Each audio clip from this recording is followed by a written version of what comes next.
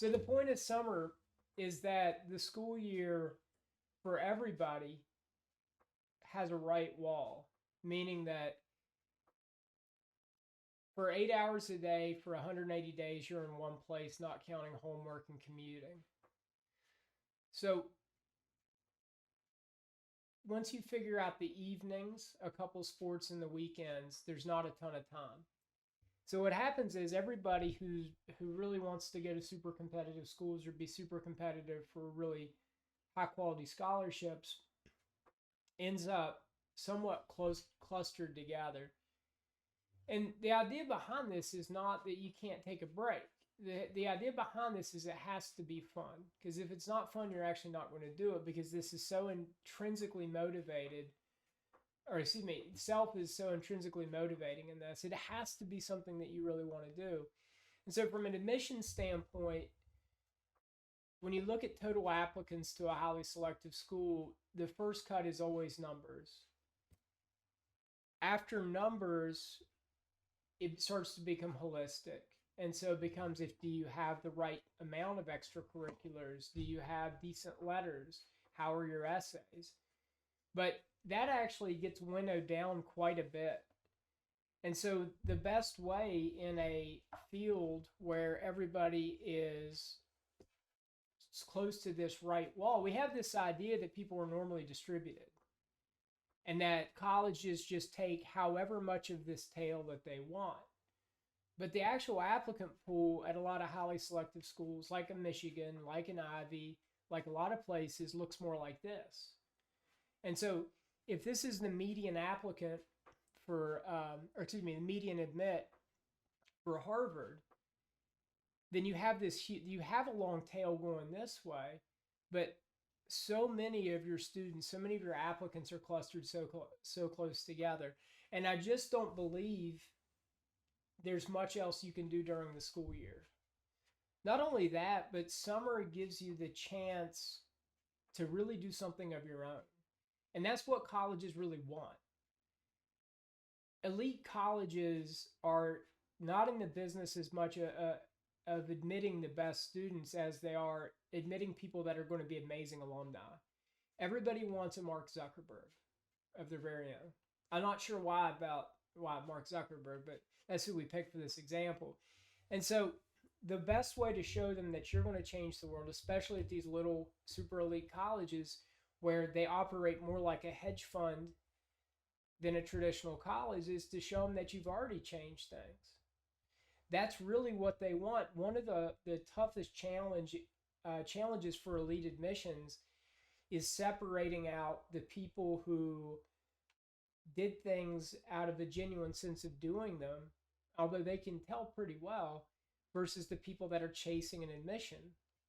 And so by taking on something that no one would take on unless they really cared about it, you automatically give yourself some validity. So, so many hours on the weekends, all that stuff. But there's more to it, and the actually important part for me is what you get out of it qualitatively.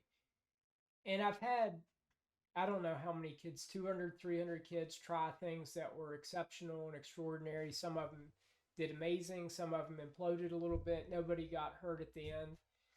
But I think that I watched those kids grow up 2 or 3 years and go into college not only more aware of how to be self-sufficient and figure out what actually, let me let people in.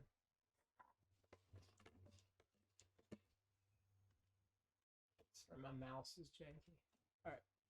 More self-sufficient. All right. More self-sufficient, better prepared. But I've noticed that those students tend to get better internships. They tend to end up in medical school not after a gap year or two. They tend to do the things they want to do more because I think they're farther down the curve of emotional maturity. I say 2 years, but that's just my opinion. So there's a lot of ways to do this. You can do it in a structured sense. You can do camps, coding camps, things like that, college camps, college programs. You can do job shadowing. You can do internships. And I think that at least half of this is best done unstructured, whether you're working on your computer programming skills, your violin skills, you're learning how to make websites to start a little business. You are also doing the stuff that most of you guys on here are juniors that you need to do to get ready for college applications. And so you kind of figure out what the bedrock of your summer is going to be, whether it is something that, like a college program that gives you 3 to 4 weeks of structure, or whether it's going to be something of your own that you can tackle sort of at a rate that you determine, that I'm happy to help you determine. Because what the risk is when you don't structure it is not getting started until the middle of July. So let me tell you a couple stories that some of you guys have heard these before because I like them. 5 years ago, I had a girl. She got into Cornell in Michigan. She was volunteering at the Haven in Battle Creek, for those of you guys from that area. And she noted, she worked with the little kids because the Haven is a women's shelter. They have children in women's shelters because women come to shelters with children. And so she did after school activities, and they had this old bus that they took these kids on field trips. And we're talking, the bus actually had a hole in the floor. It was decrepit. So the student went out and raised $12,000 to buy him a new used bus. And along the way, she learned a lot about income inequality, what parents do and what they don't do, and about what opportunity means. Sorry, guys. I had a guy this year from Mexico who he started this before I met him, but he really turned it up, not because of me, just coincidentally. The second half of his junior year and his senior year, he was into digital collectibles, some of them NFT, some not. And he started with $20 US, and he's turned it into 24,000. He's learned a ton about negotiation. He told me he's done deals in 20 countries. He's met people from all over the world that either share his interests or whatever the case may be. But I think he's also learned a ton about what value means and what something is actually worth. I have another girl this year as a senior. She found, so I don't know where those two are going to go to college. Her sister had thyroid cancer, and so she cold emailed faculty. She's from South Bend, Indiana. She cold emailed faculty at St. Mary's until she found somebody that would take her on as a research assistant.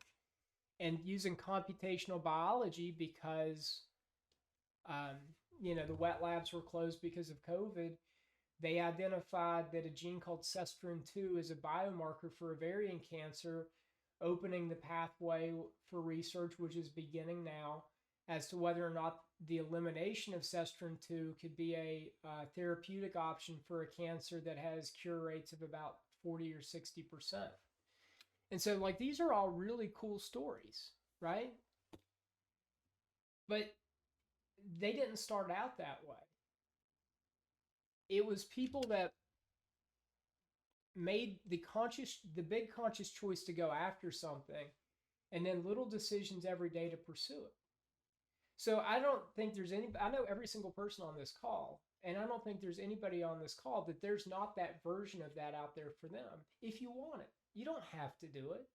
But if you want to pursue something like that, I think just the college admission stuff is huge. I cannot say that enough. But the benefits to you are inestimable. So again, this is kind of this different look at the little pieces here: structured, unstructured. Juniors are going to have college apps, employment and camps. I think summer jobs are great. I encourage you to find a different kind of summer job, right? Like Target is a great place to work with your friends and all that, but maybe if you knock on enough doors, you can find a lawyer that'll take you on if you want to be an attorney, or you can find something to do in a medical office, or you get the idea. I do think that unstructured stuff for a lot of people is really important, because I think that one of the things that I've been talking to some of my seniors about, and a couple of the younger people that work with me, is acquiring marketable skills. And honestly, I think we're in a world now that if everybody knows how to use Premiere Pro and video edit, it makes them more marketable. And so it could be anything along those lines that you can pick up and carry with you. So, college summer programs. I get a lot of questions about these. Um, there's a few different kinds. There's the kind that you write a check and go to, and there's the kind that you apply to and it's selective and you get in. I can help you tell the difference. It's not always easy to know. The ones that are selective do tend to help you marginally with getting into that college. They don't tend to help you much at all, if at all, with other colleges. Now, I think it's a great way to audition a college. And if you end up with some of these like Barnards, you get a letter from a professor. If you have some things like that, it can be an admissions boost. But never do these to get into college because they don't pay off. In general, it's understood in my line of work, it's takes seven figures or in the mid six figures to move the needle on an unqualified applicant in sort of in the we'll call it the varsity blues era. I don't do that sort of thing, but that's what's understood. So when parents kind of think if I pay them 6,000, they're going to care a lot about that my kid went to that summer program. The money is relative to you and to them. To you, it's a significant investment. To them, it's not. And so if you, and this comes up a lot in about 20% of my conversations about college summer programs. But if they cost so much, doesn't it need to help? And it just doesn't help that much. I do think at that college it can be helpful. And I do like them for other reasons, right? I think this is a great way to try out a college. I think that these are usually really well designed programs where you meet a lot of interesting people. I'm not as wild about them virtually as I am in person for a bunch of reasons, but COVID being what it is, you can sometimes get college credit out of it. You get people from all over the place in there. But just know that you're buying that experience and maybe a few hours of credit. You're not buying something that'll go on to your admissions. And the same goes with like National Geographic has some amazing programs. There's like go snorkeling in the Galapagos for 2 weeks. It's sweet. I had somebody do it last year and they loved it, but they understood that that wasn't really going to knock them up the ladder. It just was an awesome experience to have. And so it was worth every penny for them. And that's great. Just know what you're buying. With these, the selective ones tend to have deadlines that come up earlier. I think, honestly, to constrict the number of applications because a lot of people don't look till March and April. So, talk to me, get with me on looking around at these. Carnegie Mellon has some great ones that are coming up, I think, at the end of this month. Actually, one or two have already passed. NASA's Gene Lab, I think, was at the beginning of January, middle of January or something. So if you're interested in these, talk to me now as opposed to later and start looking around on the websites. So I've had a lot of people, we're in the age of entrepreneurism. It's all over Instagram and TikTok and everything else. Um, and I think that's wonderful. I think there are more ways to make a living than ever before. I think if you're the guy that can talk about Power Rangers most convincingly, you can make $100,000 a year on YouTube. And so content creation, entrepreneurism, the barriers to consumer products production have gone down. And so starting businesses have become a lot more popular among you guys. And I think that's a terrific thing, even if you don't want to be an entrepreneur for the rest of your life. Now, the cousin of that is starting some kind of living nonprofit. If you guys came a couple weeks ago, you heard Vikas and Henry talk about Tee Up for Teens. That's an evergreen nonprofit that they started where they raised a ton of money, in 5 figures with a single golf tournament last summer. And now they're starting to work to get mental health related speakers into high schools and stuff. And so that's going to be a living, breathing thing that Henry and his younger brother is going to work on in Vikas. And you can do things like that too. And you get so many valid experiences out of it. Let me admit somebody. So I sat down with a legal pad late last night and added up what I remember people making off of various flipping NES games, I had a guy that had a lawn business with 12 employees. I counted the nonprofits in there, um, trading collectibles, retail arbitrage, and basically, if my numbers are reasonably accurate, and I think they are, then I've had kids that have made or raised about $330,000 over the last 7 years. And I averaged it out. I had about 55, I think it was, and it was like 6,000 or 53. It was about $6,100 per person. And so when people do it and see it through, I've never had it completely implode to where nothing good happened for anybody, whether it's the charity or whether it's for them. When people see it through, I think it pays off disproportionately well. So the nice thing about being a guy like me, and also the not nice thing, is I do everything from make the decisions to sweep the floors. And so I think if you start your own thing, whether it's an Etsy store or an eBay thing or whatever else, you're going to learn about sales, you're going to learn about accounting, you're going to learn about inventory, you're going to learn about quality control, you're going to learn about customer service, boom, boom, boom, boom. And trying things out in a real way, which is different than school, is probably going to lead you a lot closer to figuring out what you're kind of made to do. Because it's not always easy to tell that. Shoot, I thought I was supposed to be an investment banker until like I was like 28 or 29. Turns out I'm supposed to be an idiot with a webcam. So, everybody's got to find their own little thing. And I think the best part of this that people are most worried about is that people will say no to you sometimes. And that's the best thing that can happen to you. If you can get comfortable with being told no and accept it for what it is, then that is going to take a lot of caps off of where you could go in life. Because I'm sorry, my dog was sniffling. Um, but that's going to take a lot of caps off of where you are and who you could be in life. Because ultimately, if no one's ever saying no to you, then you're not getting everything you can get. So I've mentioned a lot of these already. We had consumer products, retail flips, collectibles. I have a guy in Miami right now that's working on a sticker line for the Colombian American community. I have a guy in Portage that's using. Portage Michigan has a lot of Afghan refugees, and so they're basically living with Muslim families in that area, and they're all kids and teenagers, and so they're going to do a line of T-shirts to help support that community. And so, like, that's actually really easy to do with websites like Sticker Mule.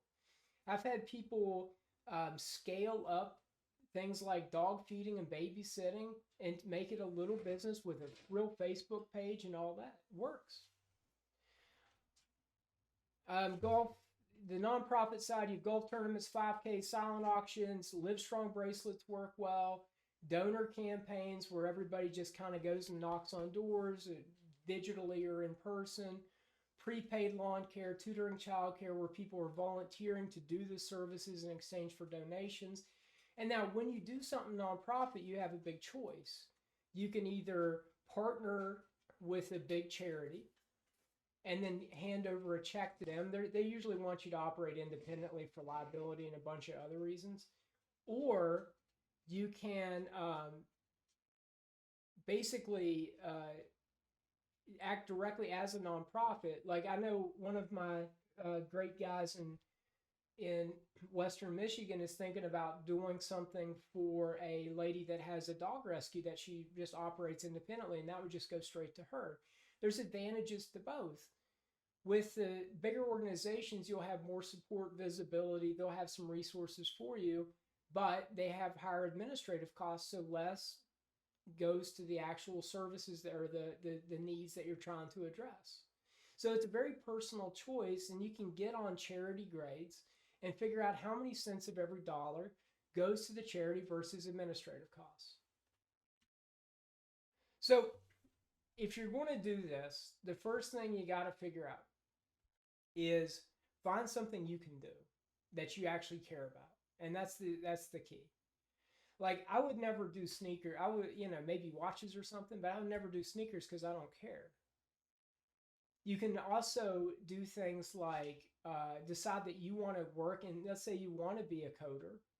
You can also decide, well, now's the time to start. I'm going to, teach myself WordPress. It's not really coding, but it has direct applicability and it's sellable.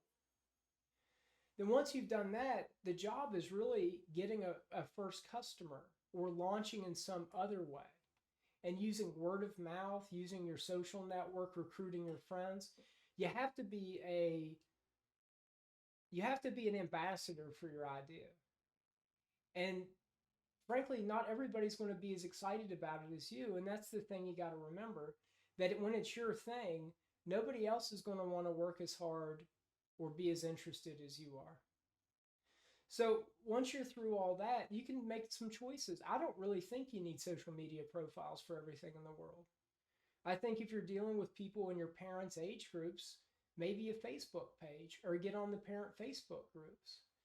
But you just go and talk to people. And, if you do Facebook or social media, the two people that comment on what you do are disproportionately the reason you're going to get 10 people to comment in a month.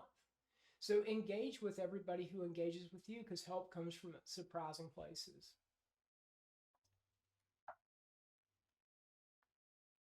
So the other option, if you want to do business like stuff and you don't have any interest in having a business, which is great. Not everybody should. I think there's a lot of people out there that would be happier being a number two person than being a number one.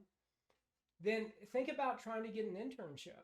And this is where you really either need to lean into your parents and or learn to hear no's. The best, if you have a specific vision of what you want your life to look like maybe you want to be this guy that from your neighborhood that has 8 businesses and he has this and he does that and that's exciting to you, or you want to be like the guy that's a dentist with the big practice, or you want to be this, you want to be that. The best thing that you can ever do, and it will cut years off of your lead time to get to there, is figure out a way to follow them around. Because if you follow them around, the experiential learning won't be, you can't match that anywhere else. And so I'm happy to help you guys with resumes, cover letters, introductions, practicing for those conversations, because this is how you're going to actually eventually go out into the world. And the beautiful thing is right now, people say yes to young people. And if they say no to young people just out of principle, then you don't really want their help anyway. So just ask and see what happens. So, other way to go is to commit deeply to doing something very individual, like research, like programming, something that really has is a puzzle. It's like a puzzle you need to solve for yourself. So if you want to do something like that, you need to set specific targets for yourself, and you can do that by yourself or with a group. If you're doing it with a group, and this also is true if you just want to ramp up volunteering, kind of like the girl with the bus, then find somebody that you can hang around with that you can understand the culture and the way things work. Spend time in that space and go from there, but you have to give yourself enough structure to actually get things to go. If you don't give yourself enough structure in the summer, then you're going to always push things off and say, well, I'll do 2 hours. Well, I didn't do 2 hours today. I'll do 4 hours tomorrow. I'll do 6 hours next day. It's just never going to get launched. So start small, find a way to get involved where there are people that can provide you support and a little accountability. Now, if you want to take some volunteer commitment or something like that to the next level, what you do is you really get in and understand that space and find a need that no one is addressing. And then you talk to them and say, I would like to help address this need, and see what they say. If they think that you can help, they will let you help. And that's the way that you can actually have the most impact per dollar, is if you find something like the bus.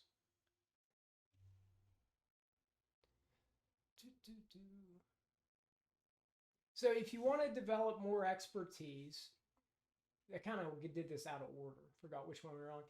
But find a mentor learning system, and really become a pro. And like, I think that those of you who want to do graphic design, website design, social media marketing, any branding, anything like that, the best way for you to get started is to work for free.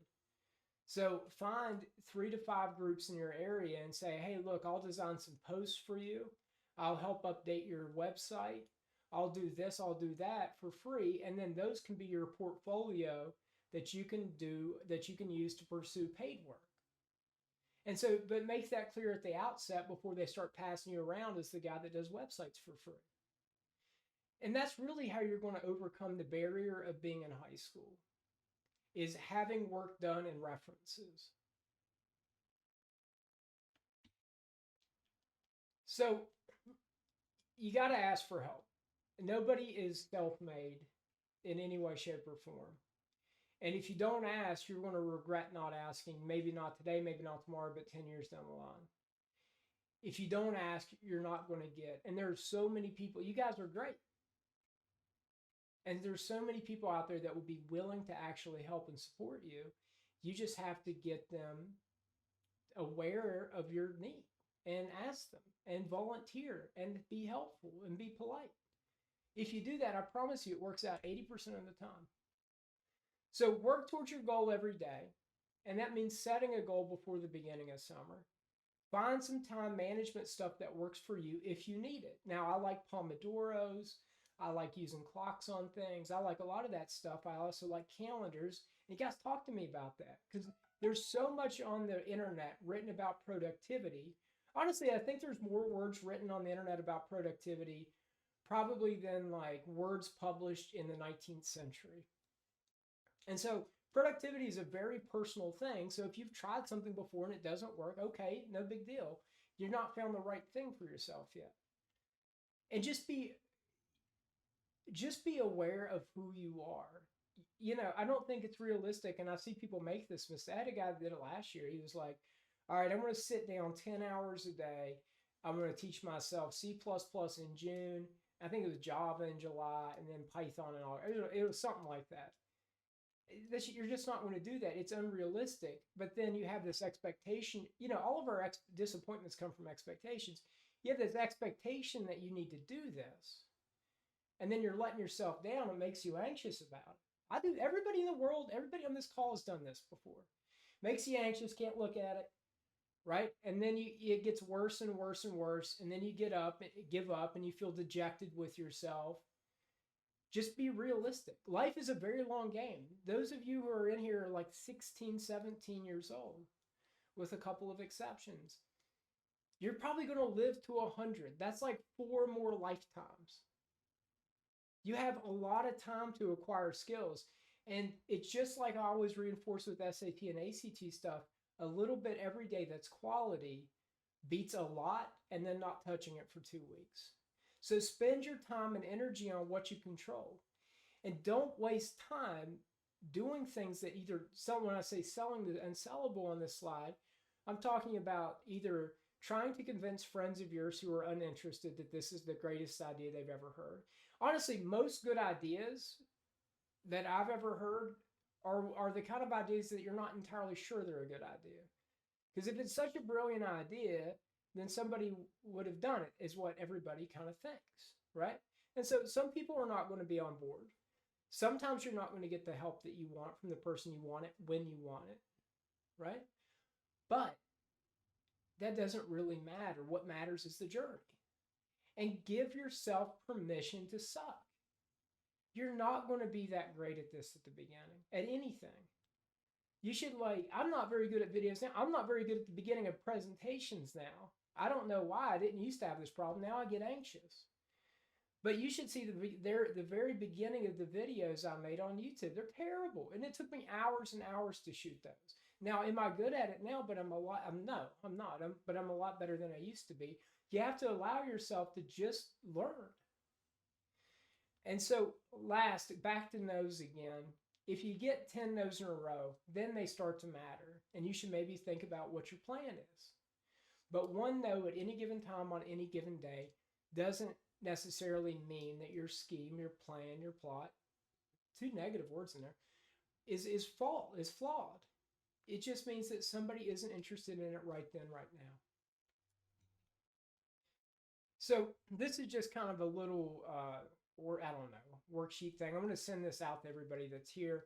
But basically, when you're setting goals, be specific, measurable, attainable, realistic, and time based. We're going to do another thing on that pretty soon. But I think that what I'd like to, everybody in here to do is to start to have family conversations about what do you guys want out of the summer. It's for a lot of you guys, especially the Midwestern people that are in here. This is your first year back to school, and so it's been a hard year, and that rubber band effect is for real.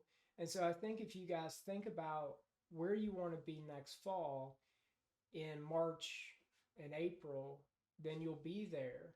And I think if you don't, then you might, leave some opportunities to learn a lot and have some fun on the table. And I think that everybody, all of you guys that are teenagers, I think everybody needs help. And so, tell your parents what you want to do and work with them on it. Because there is no more excited phone call I get than the parent of a 16 or 17-year old whose son or daughter said, "Hey mom, I really want to do this. It looks really cool. It means something to me. Maybe I even want to major in it." That is thrilling for a parent, and they'll be happy to jump on your side. That's about it. Austerity, right?